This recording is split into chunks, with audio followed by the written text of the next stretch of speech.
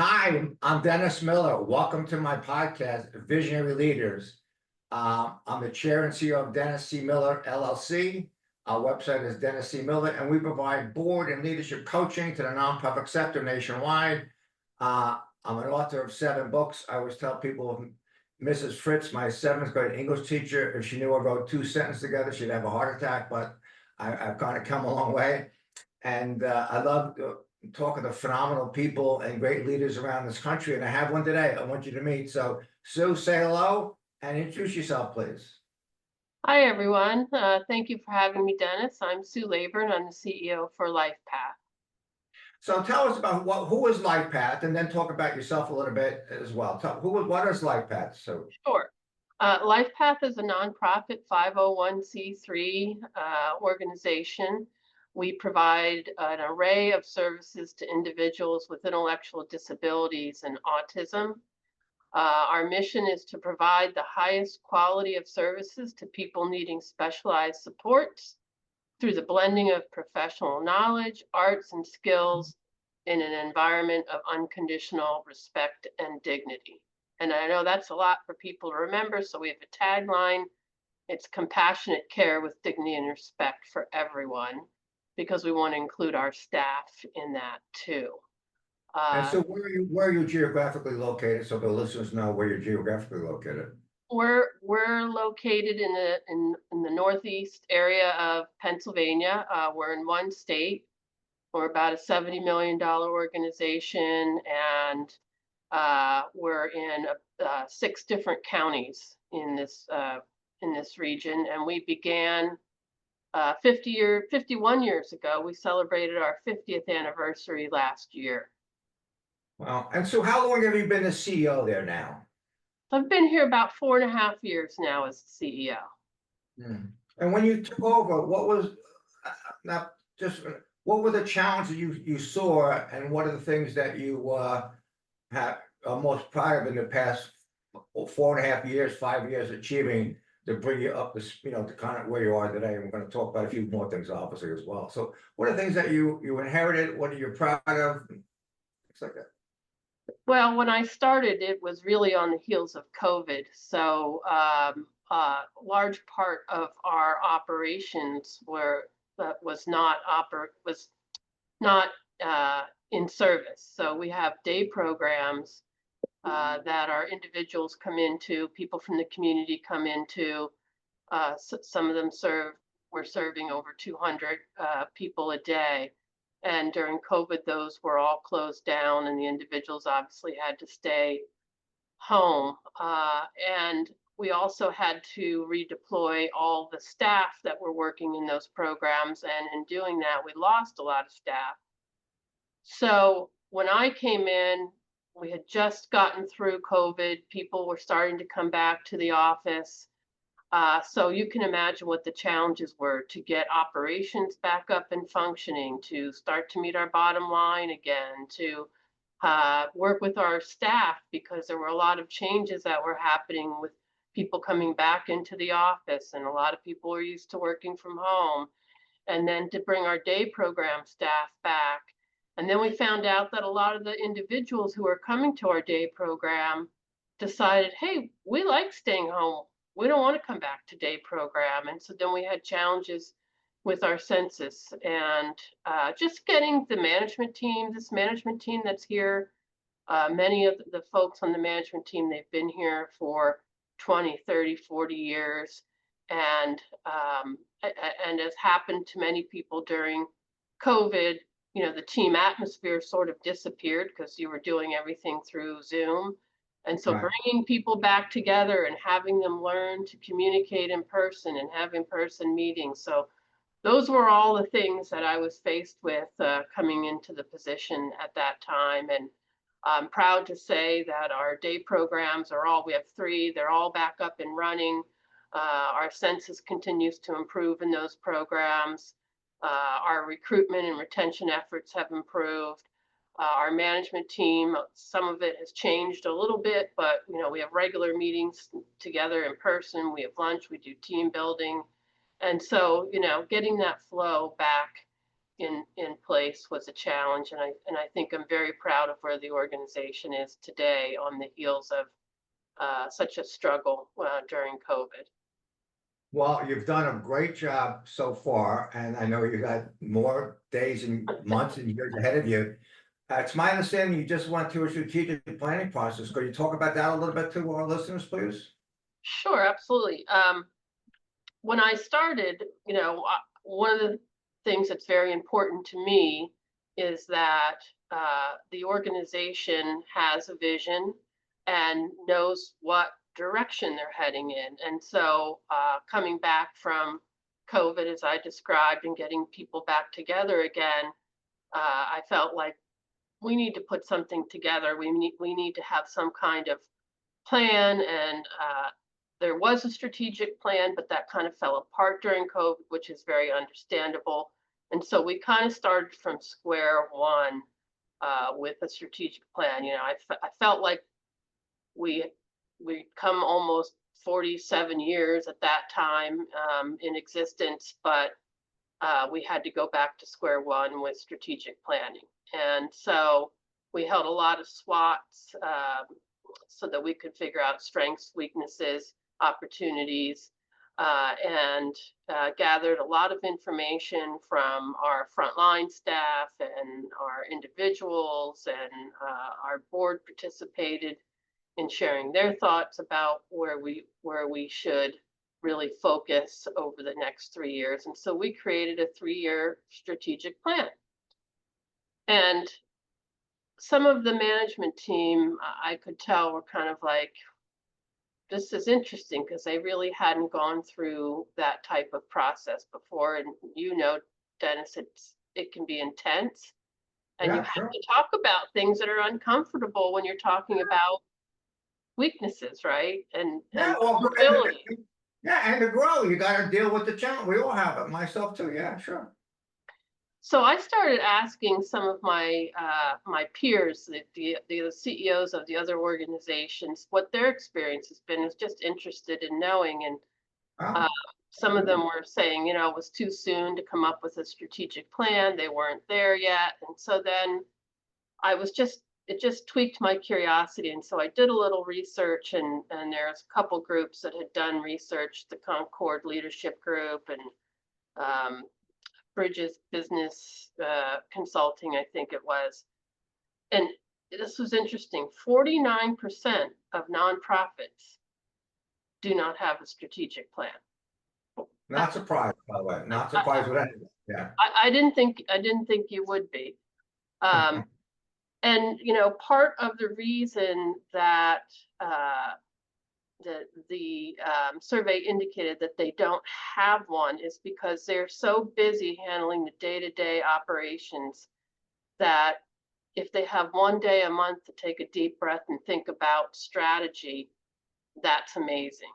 And so 50% of nonprofit organizations that don't have a strategic plan then also don't have a very clear vision for their staff to understand what direction they're heading in. And it seems like about 48% of all organizations fail to meet their strategic plan, also because of this reason. So for the 51% that have a plan, a lot of them say they struggle to actually make sure that they're reviewing it and paying attention to the plan and sharing the plan and communicating the plan. And so it sits in the drawer.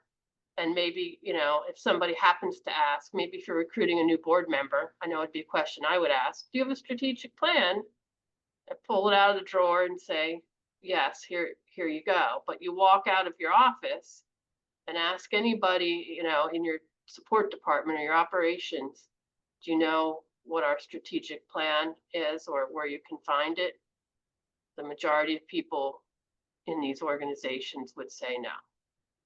It's interesting. As you probably know, I've authored a few books, and I always tell people, if Mrs. Fritz, my 7th grade English teacher, knew I wrote 2 sentences again, she'd have a heart attack because I wasn't a good student. I'm sure I had attention deficit or depression or whatever else I had.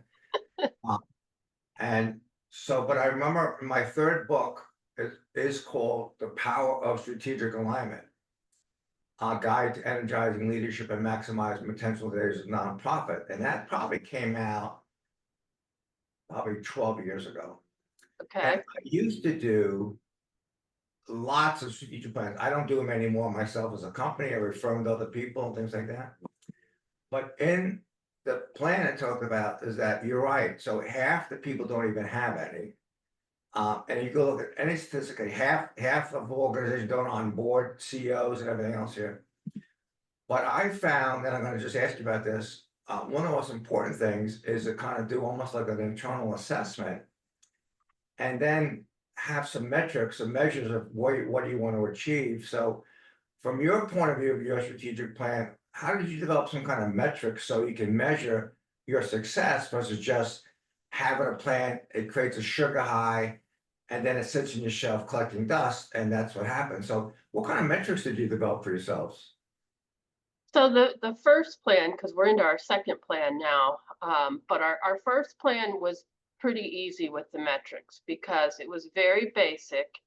And I felt like we needed to start out that way because of the stress level people were feeling, and the challenges that we were having on the heels of COVID. And so the metrics were really based on financial performance, census, recruitment, and retention. And those were the four key areas that we had to focus on, in the first 2, 3 years to make sure that we were able to keep the lights on and pay our bills. Because in some of our locations, the one I'm sitting in here is a 35,000 square foot building in the Lehigh Valley, and more than half of it is dedicated to our day program. And so you know that part of the building is paid for through that operation. When that is not in effect, we're looking at a huge deficit just to be operating out of this building. How often do you let the staff know, or the management leadership team, or the board know periodically about your progress towards those metrics of retention and census? How often do you report that to see how it's going? How often do you do that? I usually touch on the strategic plan progress in every board meeting. We meet about 9 times a year, Okay. and then twice a year I do a formal review. So this last time that we did our strategic plan, because there's so much changing in the landscape in the world of intellectual disability, Mhm. and our Office of Developmental Programs in Pennsylvania and our Governor Shapiro, there's just so many variables. We thought doing a 3-year plan was probably too much. Let's scale back and do a 2-year plan. So now we're into our second strategic plan, and it's a 2-year plan. And at the beginning of the year, heading into, I'll say at the end of the year, heading into December, we develop annual goals that we want to meet based on the actual strategic plan. Excellent. And Wonderful. Wonderful. yeah, Yeah. and so those goals are what we report out on to our board and discuss in our management team. I have some clients that used to do this. I don't know if you do this or not, but they have the red light, yellow light, green light theory. Have you ever seen that? So you, Yeah, oh yeah. yeah, so you do that. So tell people about what the red light, green lights mean. Yeah, so where I worked before, we used that kind of dashboard, and green light means it's a go and things are moving forward, or maybe you've Right. met that goal already. Yeah. And yellow is, it's in motion, but maybe you've hit a couple challenges or barriers and you're overcoming those. There was a slowdown for some reason. And then, a red light could be for many reasons, but, it just is a no-go and you're having trouble getting that goal or that part of the strategic plan off the ground. So you mentioned earlier, and I think it's an important point to pick up again, that maybe half of the nonprofits don't have a strategic plan. Everybody's focusing day to day, trying to keep the windows closed and the doors open and things like that, and the challenges with funding. But talk again about why it is so important to have a strategic planning process, particularly successfully the way you did it with having metrics. Talk about why that's important, not just to you or the board, but to the staff and the management leaders. Why that's so important, and you got to take time off from the day to day to get this done. Well, talk to people why that's been so important to you and why you feel it's so important to everybody else. You know what? Well, what I've learned is that staff really want to know what direction the organization is heading in.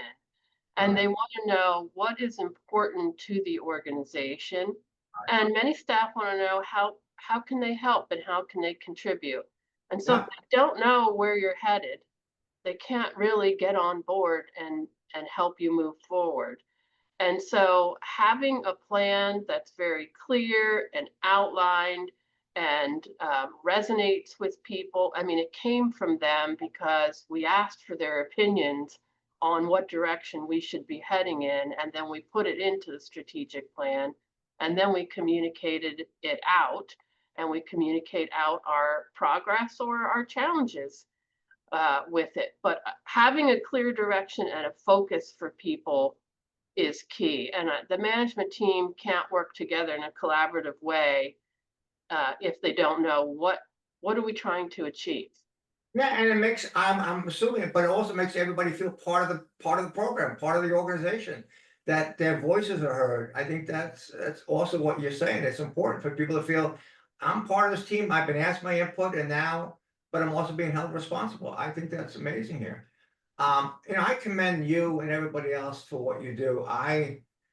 As you know, have done a lot of work in organizations with intellectual and developmental disabilities, and it's mind-boggling to me the amount of people in our country, Yeah. particularly, that individuals and families need the services here. I just applaud you. What are you most proud of when you think back about, the past 4.5 years, the challenge you got, yes, but what are you most proud of, Sue, when you think about it? About at the end of the day, what makes you smile knowing you did your best? I think definitely what makes me most proud is the fact that we have been able to continue to move forward and to continue to operate our programs. There's 6,000 people in Pennsylvania on the emergency waiting list, and we don't need to add to the waiting list. So we need to care for the individuals that we have. We have excellent staff, and I thank our staff all the time for everything that they do for our folks.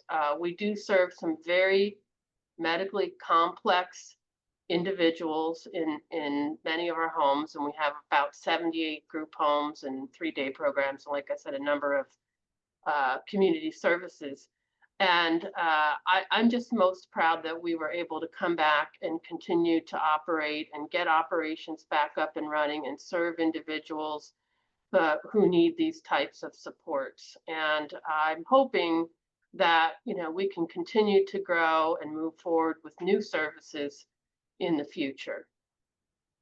I can't imagine being a parent of a son or daughter or a brother and sister or mother and father that needs services on a waiting list. That must be very, very difficult to do. But you've It done a is. fabulous job, my friend. You've done a great job. I just have so how can people talk about just your website? How can people learn more about LifePath? How can they support your organization? How can they support you? Talk about that a little bit if you don't mind. Sure. Thanks, Dennis. Well, we have a website, lifepath.org. And if you are interested in visiting it, make sure you're visiting lifepath.org Pennsylvania, because there's a couple other life paths out there in the United States. We are not associated with them. They don't even provide IDA services, but every once in a while, people get us mixed up. And our website describes all the services that we provide and gives you information about how you can contact us if you're interested in learning more or if you're interested in donating to LifePath. We do have a LifePath Foundation. We run a number of events. This year we're running we've been running a very huge event called the Thanksgiving LifePath PICPA luncheon. It's the day before Thanksgiving. We've had some really great speakers. Last year, Brian Dawkins from the Eagles. A couple years before that, we had Donovan McNabb, Matt Millen, who's well known in Pennsylvania from Penn State. And this year we're having Jorge Posada, who is a retired but very famous baseball player from the New York Yankees. So some people, Yeah, it was a catcher. yes, that's right. Catcher here. So listen, I thank you for being our guest today. I think you clearly articulated very well the importance of strategic planning process and engaging your staff and everybody else in your board and having measures of success. I can't emphasize again enough how many people don't have it. And you're doing a great job. So I want to congratulate you for all that. So I thank you for being my guest here. I appreciate that. Well, thank you, Dennis, and I really appreciate you having me. Thank you so much. So let me just, for our listeners again, I'm Dennis Miller. I'm Chair and CEO of Dennis C, as in Charles Miller, DennisCMiller.com. Author, speaker, retreat facilitator, coach, and consultant with my colleagues and I. Please reach out to us and have a great day. And again, Sue, thank you very much. We'll be in touch. Thank you.